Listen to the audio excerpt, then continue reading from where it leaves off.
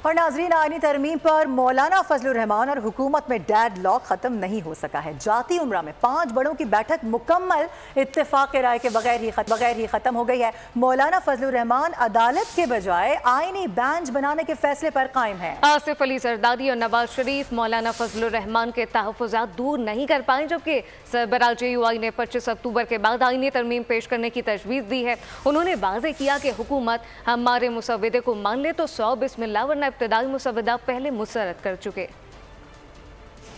26वीं आईनी तरमीम पर मौलाना फजलुर रहमान और हुकूमत में डेडलॉक खत्म नहीं हो सका। जाती उम्रा में 5 बड़ों की बैठक मुकम्मल इत्तेफाक राय के बगैर खत्म हुई। मौलाना फजलुर रहमान अदालत के बजाय आईनी बेंच बनाने के फैसले पर कायम हैं।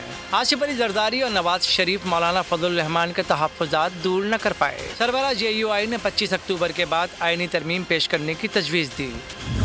उन्होंने कहा कि हुकूमत हमारे मुसव्विदे को मान ले तो बिस्मिल्लाह, वरना इब्तिदाई मुसव्विदा पहले ही मुस्तरद कर चुके हैं। इस मौके पर बिलावल भुट्टो ने कहा, ऐसी इस्लाहात लाएंगे जिनसे आइन का तहफ़्फ़ुज़ होगा। मुनासिब वक्त पर आइनी तरमीम को पार्लियामान से मंजूर कराएंगे।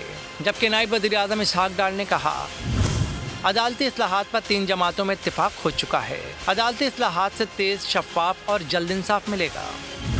आईनी तरमीम के मामले पर मौलाना फजलुर रहमान आज PTI वफ़द से अहम मुलाकात करेंगे।